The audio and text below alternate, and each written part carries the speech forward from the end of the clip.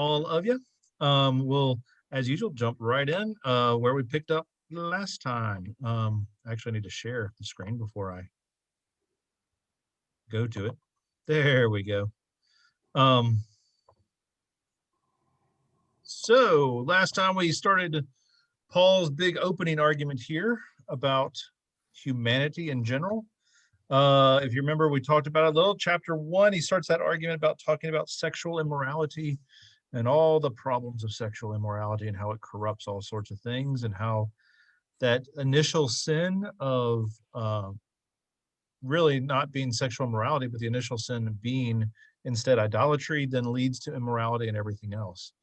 And he was likely pretty much laying bait for the Jewish community. That was the Jewish community very much understood that the Gentile community was apostate and evil because of their sexual immorality. So he was probably building that up extra big to get one group to say, oh yeah, that proves they're bad.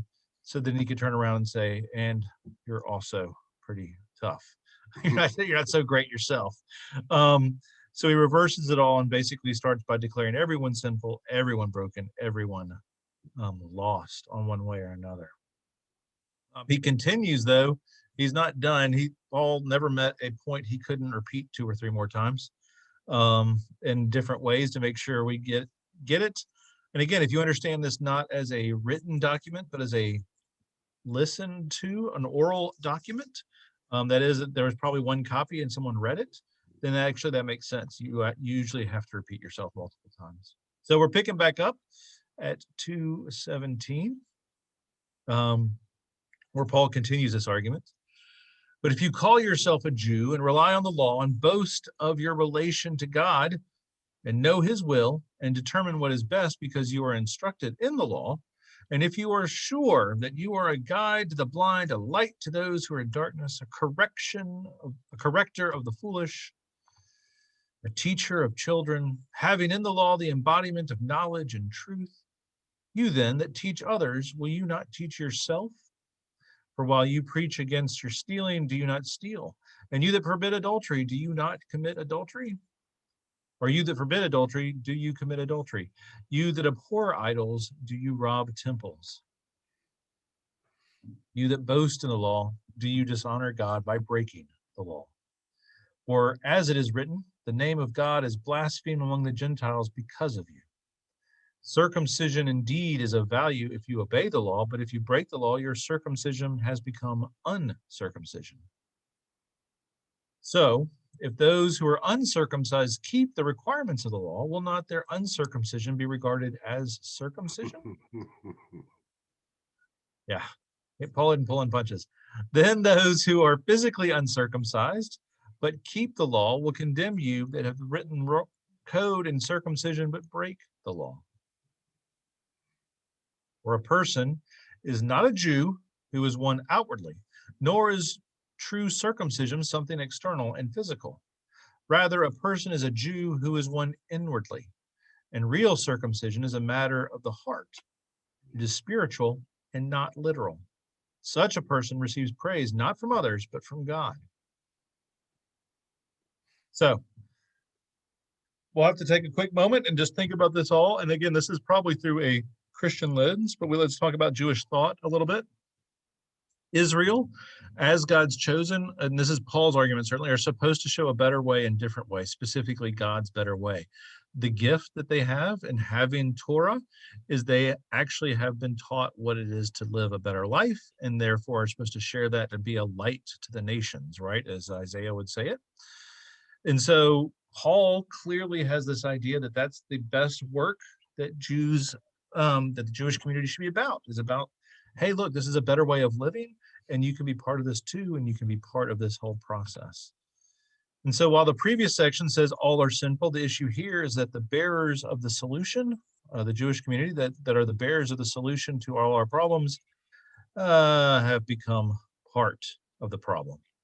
That's what N.T. Wright says. They're just as sinful and broken, and instead of being a light to the nations, they become, as they said, they reject God because of him, or curse God because of the Jews instead. And since they have those oracles of God, scripture, that's a line that he'll use at the beginning of chapter 3. Israel is called to be that doctor of the world, but they've become infected. So instead, there's a solution that Paul is starting to build towards. There's a group of folks that are non-circumcised who are doing God's work, and this is the truer Israel, right? That you have those who actually have the law, who have the covenant, who have all the teachings. They're not following the rules, but it's the ones who actually are following the rules, who don't even know the rules, are in better position to be that light to the nations than necessarily Israel is. He's starting to move in that direction. But here's the thing. He's starting to introduce his solution to the problem of sin, but there will be this new faithful people in the covenant, right? No. Now, we have to take a moment and say, as many have noted, we have to avoid the heresy of supersessionism here. Anybody know what supersessionism is? Anybody know what that one is? It's one of the first heresies of the church, and Christians never know it because we're all guilty of it most of the time. Supersessionism is the heresy that says because Jews failed or are sinful, or because Jesus arrived, Christians supersede or replace Israel in the covenants with God. That is, we don't need Jews anymore because now the good guys are here and the Christians are the good guys. Yeah, it definitely shake your head, Stefan. It doesn't work because we all know that we're all just as broken and messed up, and whether Jewish or Christian or Muslim or anyone else in the line, right? But that's what supersessionism is, and you'll hear it preached a lot in certainly more evangelical communities. They'll talk about how the Jews didn't live up to the covenant, and therefore God moved on to Christians, right? Some of my Jewish friends would have a fit about that one. Well, I guess so. As they should, they should. And it's very clearly a sin because, one, it's not true. And then two, the other side of it that any scholar worth their salt will point to is, but God is faithful to his side, whether or not we're faithful to our side. So if God promised Abraham, Isaac, and Jacob, then he's going to keep his promise regardless of how ornery or great we are, right? So again, this is not at all what Paul is setting up. In fact, Paul is saying that Israel has failed in her calling just as the Gentiles have failed. Both have failed. He's not saying that either one is one or either one is great. He said the Gentiles are amoral. Oh yeah, and Israel is pretty amoral too, and they've all messed up. And so he had to send his son to save everyone. Not one or the other, but everyone, right? So the key that Paul is just saying is Israel had a higher calling to start with because they know who God is. You can sort of, in Paul's thinking, you can sort of, say the Gentiles didn't even know the rules, so you can't blame them for breaking them. But you can definitely blame the Jews for breaking the rules because they knew them and then even then ignored the rules, right? So that's sort of where Paul's argument is, but it's not an argument that is supersessionism, that idea that, now we can just get rid of Jews. We don't need Jews anymore because the Christians are here and it's all fixed.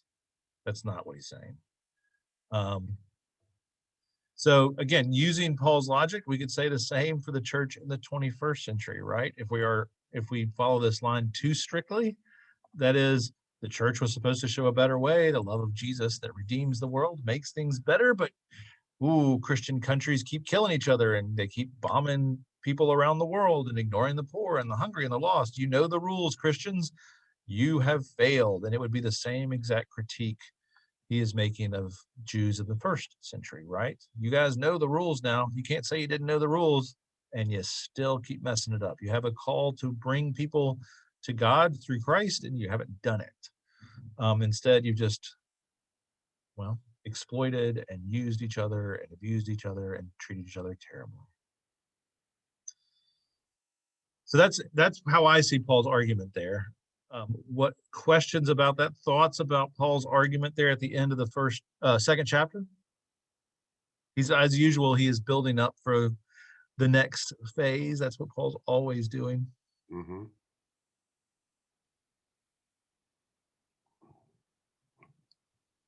Okay, we'll keep going.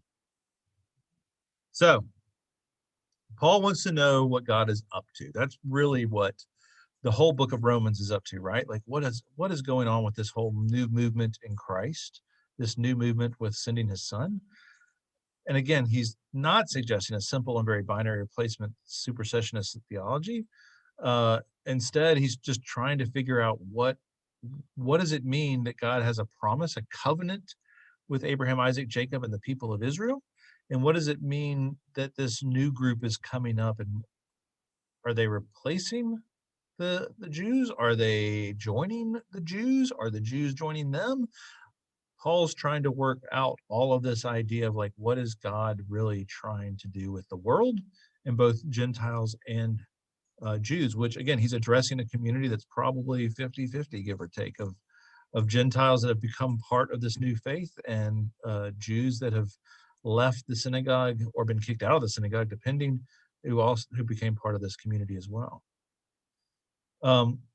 Is there anything else we hear Paul saying within those first that part of the chapters, end of chapter 2? We're all equal. We are all equal. You got it, brother. Hmm. All equal in sin and all equal in God's promise, both, right? Yes.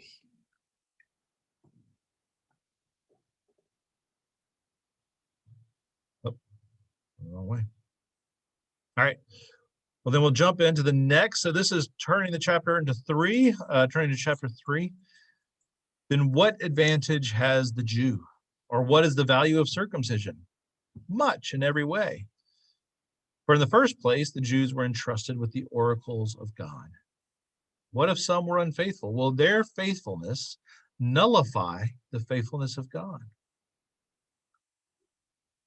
By no means. Although everyone is a liar, let God be proved true, as it is written, so that you may be justified in your words and prevail in your judging.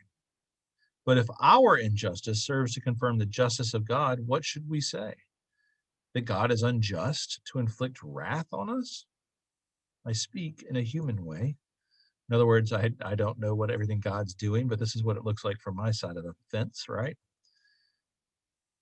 By no means, for then how could God judge the world?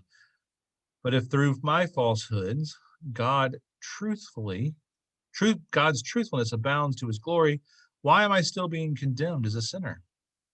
And why not say, as some people slander us by saying that we say, let us do evil so that good may come. Their condemnation is deserved. So, Paul is not concerned with Israel's sinfulness as much as her failure to carry out the divine commission. But then again, his greater concern is that righteousness, as we talked about from the beginning, right? The righteousness of God. God will be faithful even if we are not faithful, or God is to be trusted even if we're not trustworthy, or God is to be right. God is righteous even if we are not even vaguely good.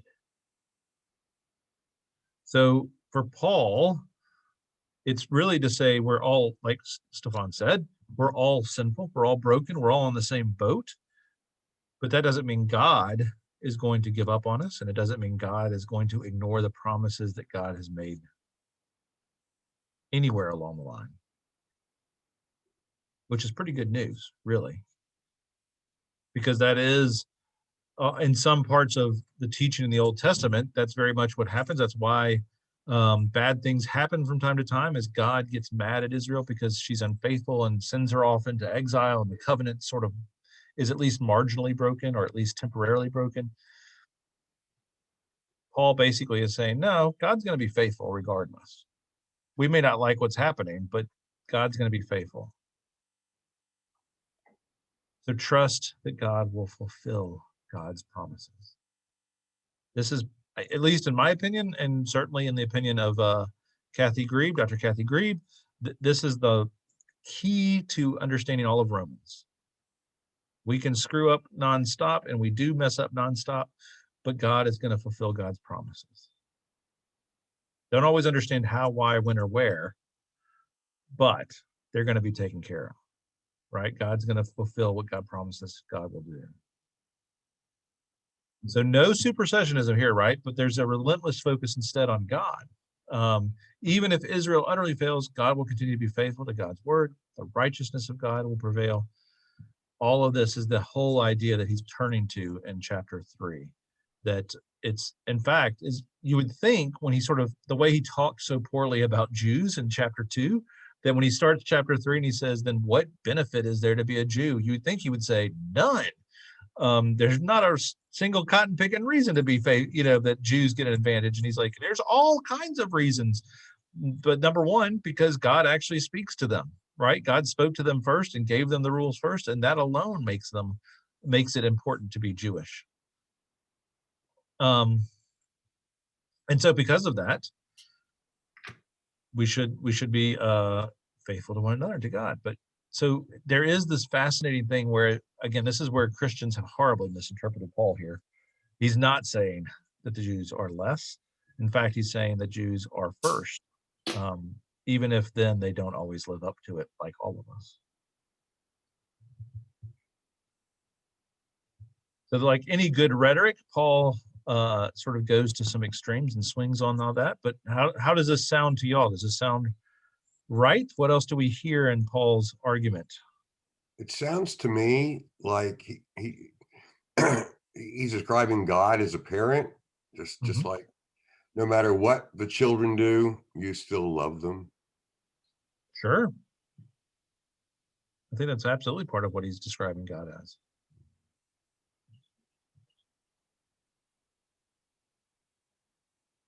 And Alex just jumped in. Good to see you, Alex. Thank you. Didn't think I could do it, but I managed. You managed. You're here. The important stuff. Hi, Alex. Hey there. Good morning. Or noon.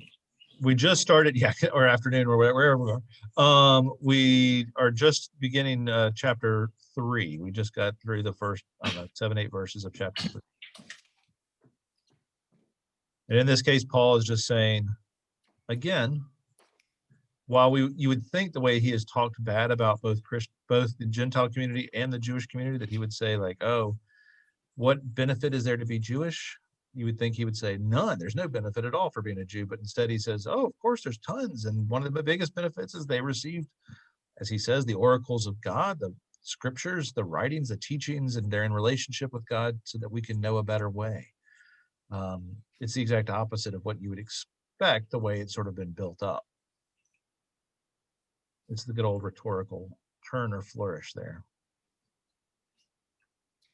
All right, so continuing then, Paul continues, what then, are we any better off? No, not at all. For we have already charged that all, both Jews and Greeks, or Jews and Gentiles, are under the power of sin. So then Paul goes through and lists lots of verses to explain this.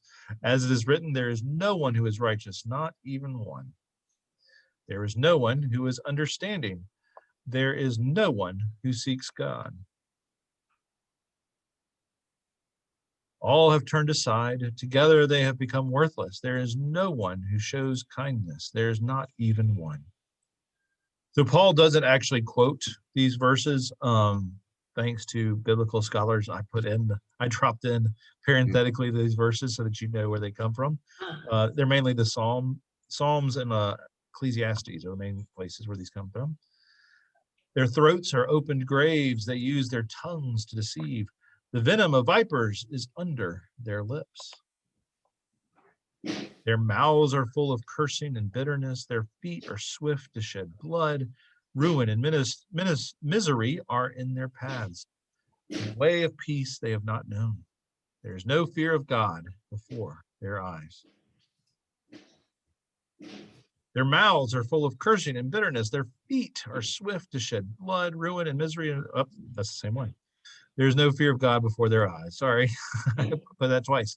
Now, we know that whatever the law says, or Torah says, it speaks to those who are under the law, so that every mouth may be silenced and the whole world may be held accountable to God.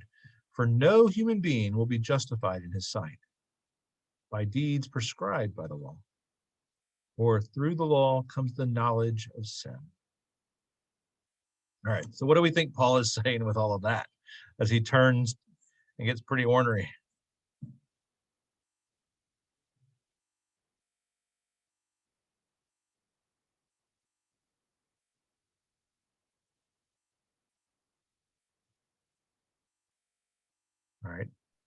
So most scholars understand it as Paul saying, if Jews think they can say, we have the Torah, we have the law, then the Torah or the law will condemn you for your sinfulness, right? So on one hand, he said, what's the first thing that a Jew can be proud of? It's having Torah, it's having the oracles of God, it's having the prophets and the teachings and everything. And then he says, but don't think that just because you have the Torah, that gets you off, that you get a free pass. In fact, what it does instead is reveal that you haven't followed the Torah, that you have not followed the law. So while it is the first thing that Jews can proudly and rightfully proclaim, it is also the first thing that condemns them as not being up to snuff in God's kingdom. And that does not mean that Christians are immune from that, just the opposite. He's already said we're sinful and broken regardless. So again, Torah is not bad. It's just that I think ultimately what he's hitting at is humility, right? Like if you can take pride in the fact that you know the Torah, but you also need to recognize you're not quite living up to it, right? That there's a certain level of humility that both Jews and Christians would be well served by here, right? To say like, well, I know all the rules. I know I'm not supposed to do these things, but I keep messing it up. I'm not getting it right. Whether I'm a Jew or a Christian, and then therefore the first thing I should do, which Paul is very clearly, if there's anything Paul is super clearly condemned, it's people pointing at each other and saying, oh, well, look, that person's super sinful. That person is breaking those rules. And Paul goes, well, yeah, you're doing it too, but you're the one being a jerk and saying it. Paul seems much more upset, and rightfully so, by the hypocrisy of people declaring who else is sinful when we are all sinful in the first place. And for that matter, if you read Paul, you'll hear that over and over again, whether you're reading 1st or 2nd Corinthians, whether you're reading Ephesians. Paul's always gets very frustrated when people start to divide a community by declaring one group more holy than the other, one group more important than the other. Usually Paul's immediate response is, you got to back up and realize that you're all in the same boat. You can have all the money in the world or be poor. It doesn't matter. You can be a man, you can be a woman, you can be a slave or free, right? Paul goes through all those lists, but then ultimately says, at the end of the day, you have to recognize that you're all in the same boat, and that humility is the best response to all of that. I'm doing the best I can. Hopefully I can get better. Not, I've got it all figured out.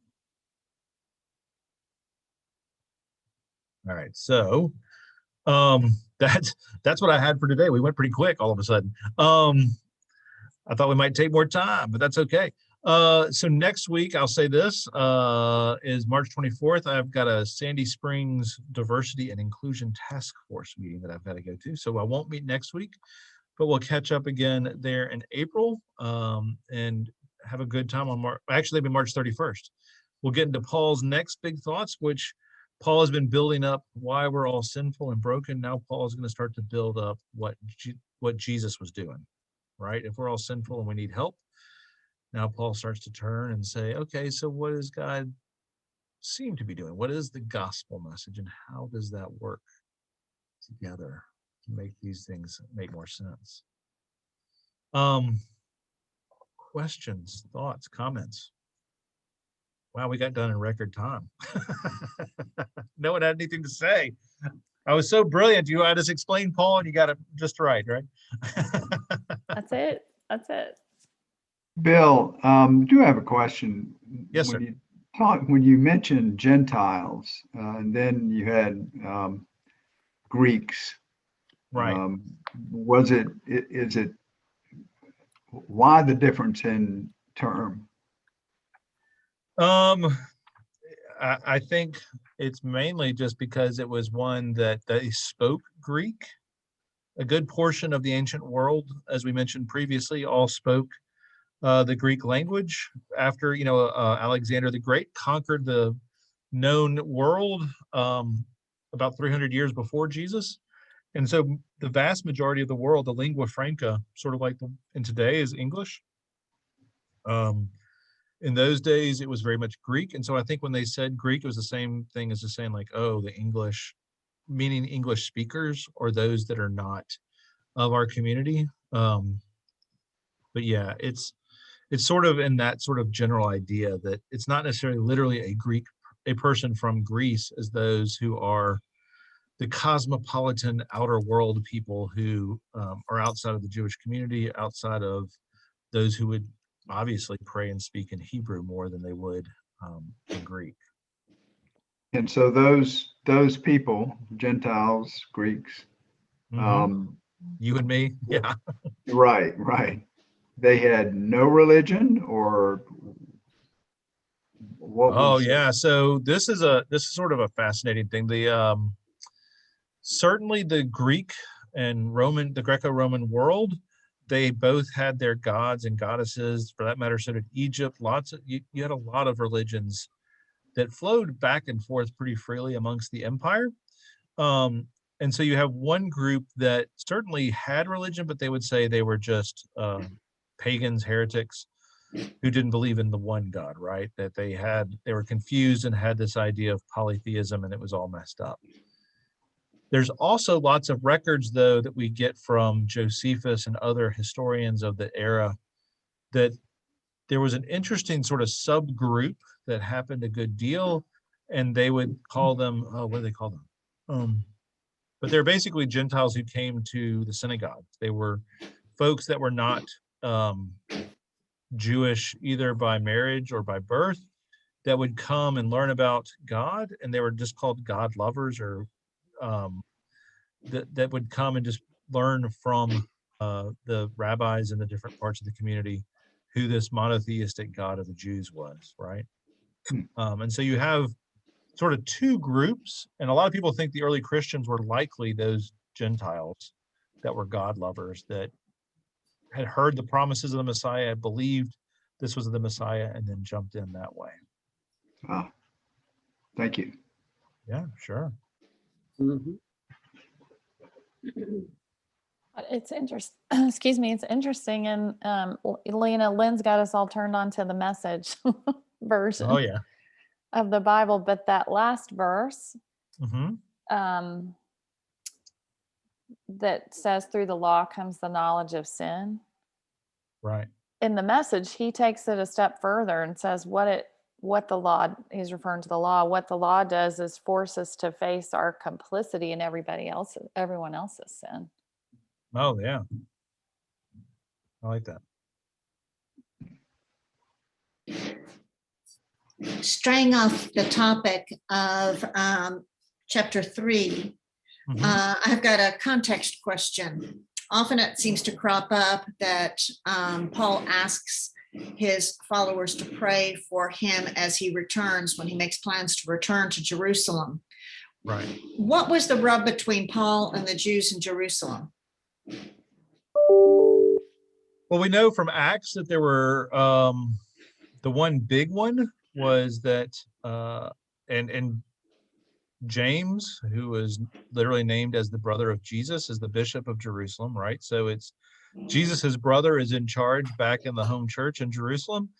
And the argument that happens in Acts with Paul is very much, and with Peter even, is what is this new movement of followers of Jesus supposed to be? And at first, it's really much sounds that the church in Jerusalem, the community in Jerusalem, understands themselves to be Jewish, and therefore everyone should be circumcised, and they should follow kosher rules and laws. They should all be part of. It's a new movement within Judaism, but it's very much a Jewish movement, right? And then Paul comes along and he's starting to talk to all these Gentiles, and he's saying circumcision doesn't matter as much. And Peter's doing the same. He's saying you can eat whatever you want, right? He has the dream that God allows him to eat anything that is on the great blanket that he sees in his vision. And so at least part of the conflict there is Paul just sort of goes out and starts preaching and teaching because he feels called by Jesus, and he's not been officially sent by the church in Jerusalem. And then to make matters worse, he starts bringing in all these Gentiles and outsiders to the church, and they're very much confused about what to do and how to handle it.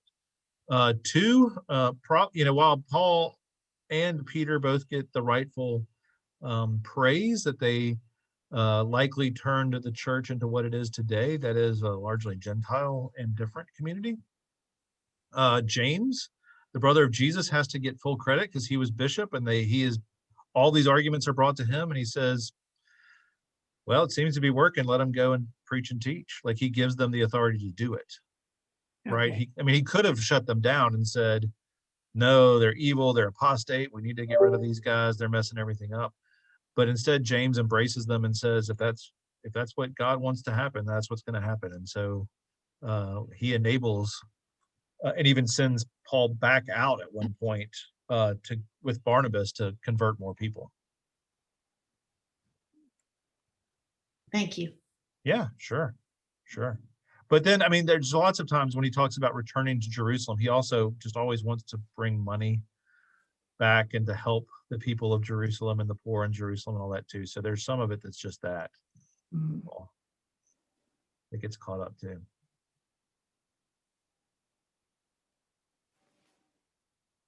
And you have to, so those are the big official reasons. I would imagine there's also good old-fashioned jealousy and all the other human things going on with that too, where somebody's working really hard to keep things going in Jerusalem and Paul's out planting 20 churches and everybody's mad because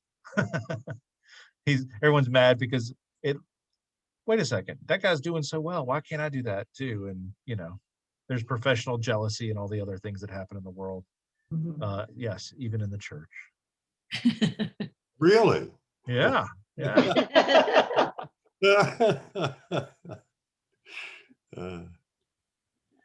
First century to 21st, anywhere in between.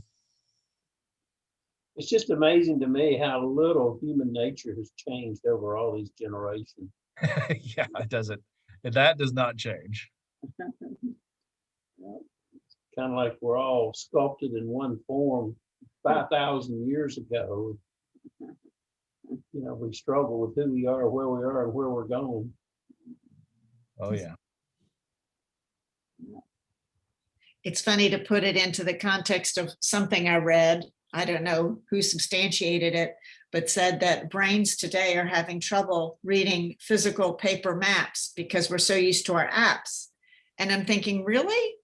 Can brains genetically or structurally or synaptically change that quickly when human nature hasn't changed in 2,000-3,000 years? I'm having trouble putting those two together.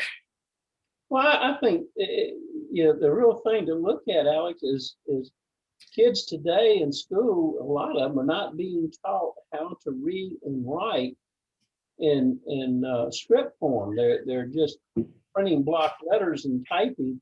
So the mind doesn't work that way. Well, when I was a kid, I was taught how to read a map. My father was adamant about being able to know where you are and where you're going. And well, there wasn't another option. Oh, no, there wasn't. Yeah. And today you pull up your computer and says, "Oh, go left 300 feet." It's right. Put it in your smartphone or your GPS or something. But I think that's an interesting point, because being an old scoutmaster, one of the things I taught was oratory, where you try to find your way through the bushes and everything else. And I was talking to another friend who is scoutmaster now, and he was saying that's the hardest course to teach because they don't have the basis to build on. So that tells you something about what's going on, as far as our kids are concerned, and electronic technology and what they're absorbing and why they don't do things the way we old goats do it, So do you use a compass? Absolutely. And so that you're saying that that's difficult for them? Well, they've never seen one. How do they know what it does? Yeah, they're like, can't we just push the button on our smartphone and do this? Why do we have to use a compass? Well, on our GPS on the car, it tells you you're going north. Doesn't say 328 degrees or anything like that. You're going north. Well, okay, what's north? It's funny on the GPS apps though, because I grew up learning to read a map before the other options were available, I find myself wanting to use the map, not the line by line directions. I want to see the I want to see streets between me and the next turn. And Mhm. so Well, you maybe wanna know that's, what's coming down the road at you, you know, and GPS doesn't do that. mhm. No, I agree with you, Karen, 100%. Well, we've got We went up to Jackson for me to get my shot last week, because they had the Johnson and Johnson, they had this massive backup on the highway. And I mean, we sat there for an hour and maybe went 3 miles. And I said, we got to get off of this. He's Well- like, hand me that map. So I unfolded the map and he found where we were And gonna we were go. able to get off and get around it. Everybody else was sitting there, you know. As a segue back to Romans, isn't that what Paul's doing for us though? He's Painting the drawing, map? he's drawing a map for us. Absolutely. That's Good. exactly what Paul's doing. Uh-huh. Okay. He's laying it out. I wonder what he would have done if there was an app. I'm sorry. Great point.